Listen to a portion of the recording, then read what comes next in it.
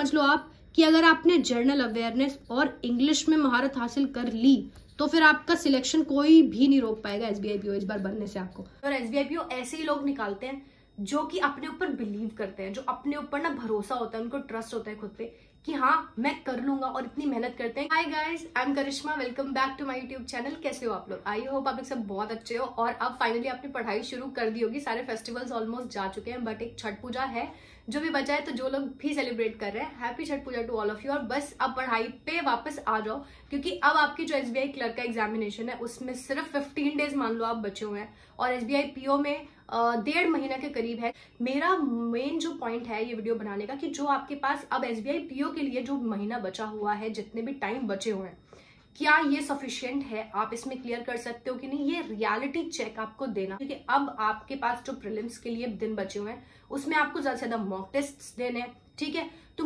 और प्रीलिम्स में क्या होता है यार, prelims is all about practice. में आगे पूरा डिटेल में आपको बताऊंगी कि ये जो सारी चीजें हैं, जब आप बात करते हो प्रीलिम्स की, मेंस की और इंटरव्यूज और जीडीपीआई जो इसे हम कहते हैं उसकी, तो ये कैसे आपस में इंटरलिंक्ड है, इसके बारे में मैं डिटेल में आगे बात करने वाली हूँ। बट अभी फिलहाल के लिए आपको एसबीआई क्लर्क पे क्या करना है, कैसे ध्यान देना है, वो यही है कि आपको बहुत ज्यादा प्रैक्टिस करनी है क्लर्क के लिए अभी, क्योंकि आपके पास अब सिर्फ 15 डेज बचे हैं। तो only practice and mock test आपको सिलेक्शन दिला सकते हैं। तो वो आपको क्या करना है कि मैंने एक लिंक दिया है डिस्क्रिप्शन में मॉक टेस्ट का, जाके वहां से वो मॉक टेस्ट दो, और कोशिश करो ना कि आप 2-3 मॉक टेस्ट परचेज करके रखो। इतने सारे आपके पास होने चाहिए, क्योंकि जितने भी कॉम्पिटिटर्स हैं मॉक टेस्ट के मार्केट में, आपको सबका लेवल और वो सब अलग अलग क्वेश्चंस वो आपको प्रोवाइड करते हैं। तो उससे आपकी प्रैक्टिस बहुत अच्छी होती है और आपको पता चलता है कि हाँ एग्जाम रेलिवेंट क्वेश्चंस कौन से हैं और मुझे किस तरह से खुद को प्रिपेयर करना है। तो वो लिंक मैंने आपको दिया डिस्क्रिप्शन में, जाके चेकआउट करो एसबीआई क्लर्क का भी और एसबीआई पीओ का भी। आपने ना बहुत लोगों से सुना होगा कि जो प्रीलिम्स की प्रिपरेशन है, मेंस की प्रिपरेशन है और जो जीडीपीआई की प्रिपरेशन है फॉर एसबीआई पीओ और आईबीपीएस पीओ के लिए सिर्फ पीआई, उसकी प्रिपरेशन जो साथ में चलती है।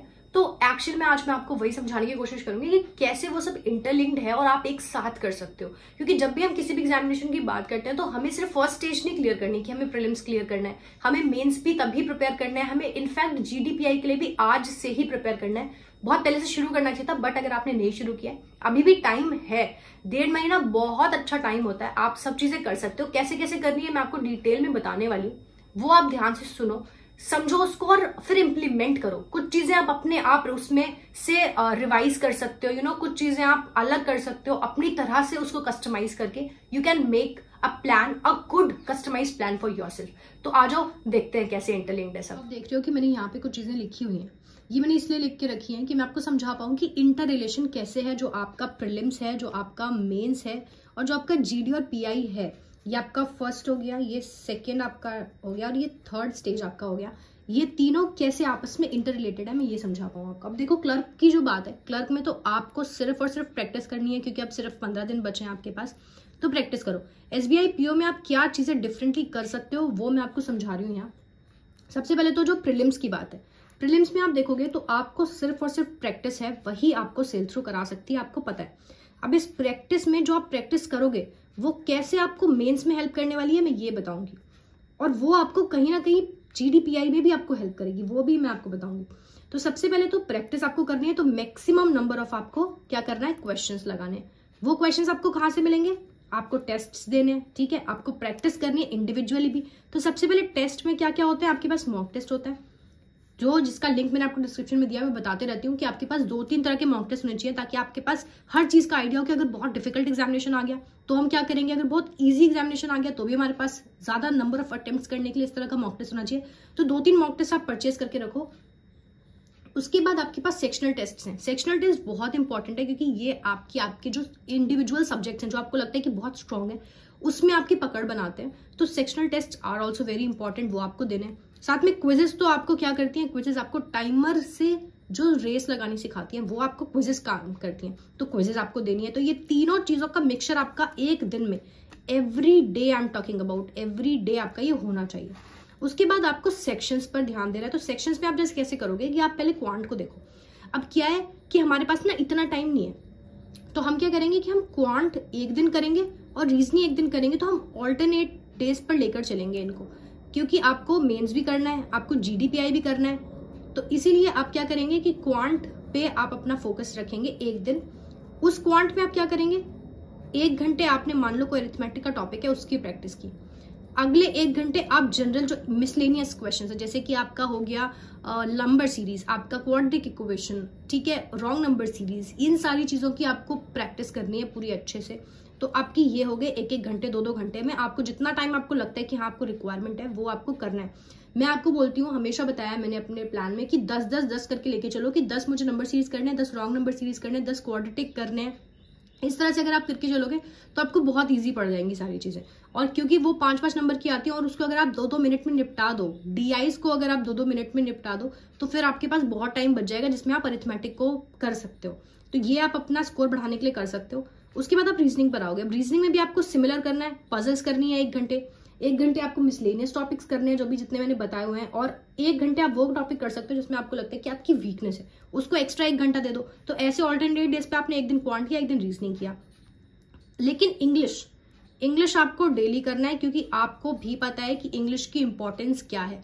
और जिसने इंग्लिश सुधार ली अपनी, जिसने इंग्लिश पे काम कर लिया, उसका सब कुछ ठीक हो जाना है। क्योंकि इंग्लिश ऐसी कॉमन चीज है जो सिर्फ ना तो आपको यहां देखने मिलेगी प्रीलिम्स में, आपको यहां भी हेल्प करेगी और आपको यहां तो हेल्प करेगी ही करेगी। अब देखो कैसे, आपने एडिटोरियल पढ़ा इंग्लिश के लिए, क्या पढ़ेंगे आप? हिंदू पढ़ सकते हैं।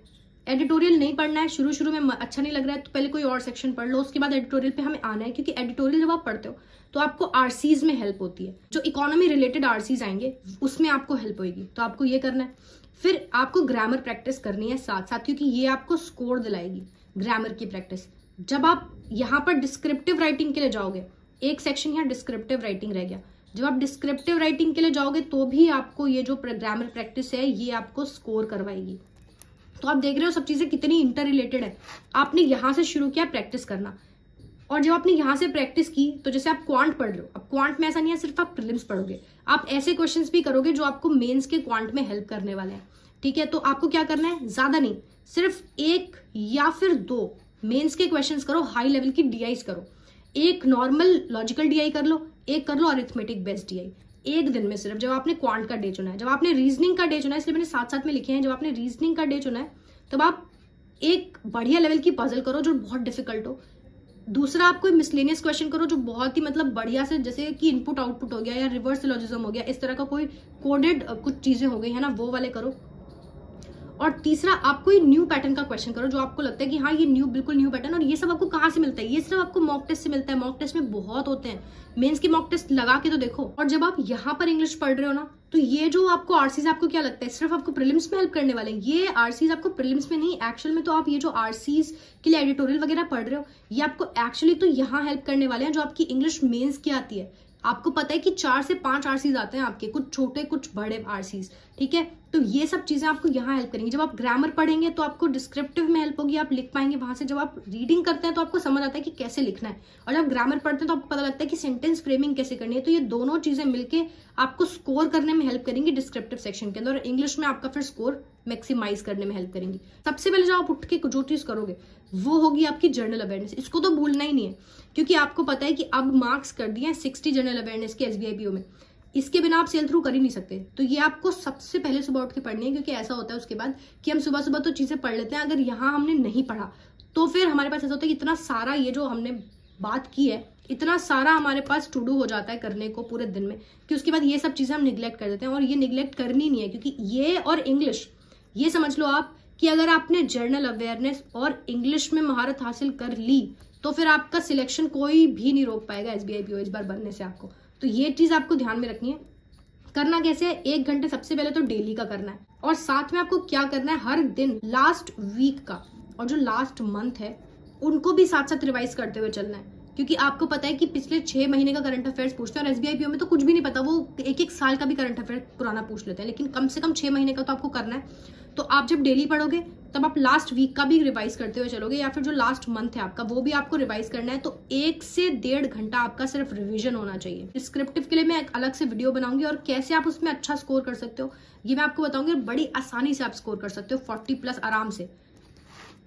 अब जब आप जर्नल अवेयरनेस पढ़ते हो ना, तो ये आपको सिर्फ यहाँ नहीं हेल्प कर रहा। जब आप इंग्लिश पढ़ते हो ये आपको सिर्फ प्रीलिम्स में नहीं हेल्प कर रहा, ये सिर्फ मेंस में नहीं हेल्प कर रहा, ये आपको एक्चुअली में प्रिपेयर कर रहा है GDPI के लिए। जब आप एडिटोरियल्स पढ़ते हो, ठीक है, तो आपकी जो एबिलिटी है अंडरस्टैंड करने की, जो करंट इश्यूज चल रहे हैं उनको समझने की, जो सोशल अवेयरनेस है आपकी वो बढ़ती है। तो ये आपको कॉन्फिडेंस प्रोवाइड करती है कि आप अपने आंसर्स कैसे फ्रेम करोगे। जब आपसे जीडी में कोई इस तरह का टॉपिक पूछ लिया जो करंट से ही चल रहा है, और जीडी में क्या पूछते हैं, या तो ऐसे कोई चीजें पूछते हैं जो बहुत ही यूनिवर्सली चल रही होती हैं, ऐसे पूछते हैं, या फिर जो करंट इश्यूज होते हैं वो पूछते हैं।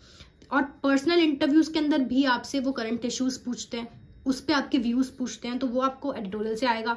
जब आप करंट अफेयर्स पढ़ोगे, जनरल अवेयरनेस आपकी स्ट्रांग होगी, उससे आपको आएगा। तो ये सारी चीजें देखो, अब आपको सब हेल्प कर रही है ना, यहाँ पे सब आपको यहाँ हेल्प कर रही है। तो ये सारी चीजें आपस में इंटर रिलेटेड है। आप प्रीलिम्स के लिए पढ़ते हो तो आप मेंस प्रिपेयर कर रहे हो, और जब आप मेंस प्रिपेयर कर रहे हो तो आप जेडीपीआई के लिए अपने आप को प्रिपेयर कर रहे हो।